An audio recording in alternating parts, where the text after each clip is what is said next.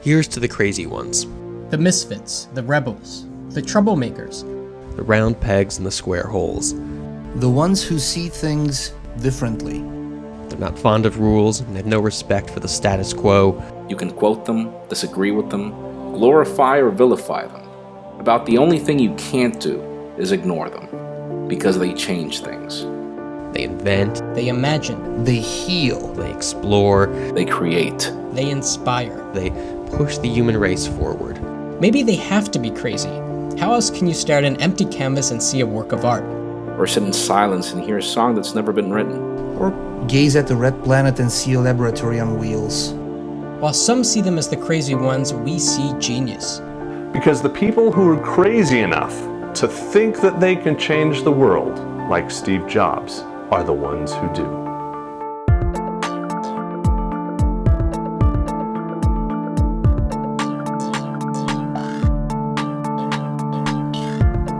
What I admired most about Steve Jobs was his ability to defy tradition. You know, I still remember the day when I bought my first ever Apple product. It was a 13-inch MacBook Pro. I bought it a year and a half ago, and it just completely changed my perspective on computers. My friend Randall back then was just crazy. I mean, you have to buy a Mac, and I was like, why am I gonna need a Mac? I've been using Windows computers for the past 15 years, and the transition's not gonna be easy. And I just remember that he brought his own 13-inch MacBook Pro back then. He set it on the table, and he began just gesturing with the trackpad. And, you know, he had me at the gestures.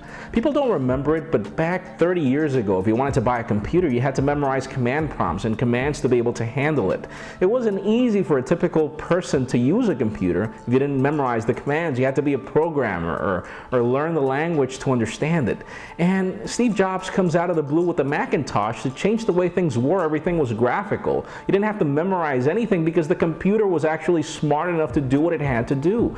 It took competitors so much to catch up with that, and they still haven't figured it out.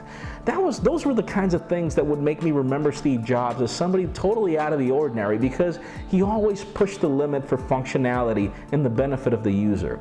In a way, Steve Jobs has changed the world. I mean, in the past, we didn't even think about vehicles the way we do after Henry Ford invented them. And we didn't think about electricity or even needed it until Thomas Edison came up with something to bring us electricity. And it's the same way. I mean, the computer, the information age, the internet, everything is just totally different after Steve. He wanted more. He definitely thought different. And that's why we admire him the way we do. My favorite part of any Apple product launch was going back to watch Steve Jobs deliver his keynote on stage. It was magical in and of itself. The way he talked about how competitors were doing it differently and how Apple had an elegant, simple, amazing solution that always seemed to be above and beyond what we thought was possible with today's technology. It was truly amazing and magical to watch him on stage, and I will truly miss the way that he presented himself and the products that he loved so much.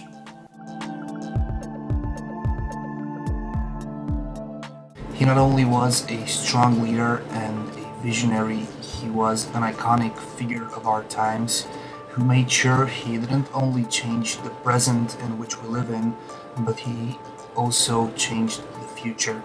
He changed the way we perceive technology and life in our day-to-day life. And we not only have to thank him for exceptional products like the iPod, the iPhone, the iPad, the Macs, or services like iTunes or everything which is Apple related.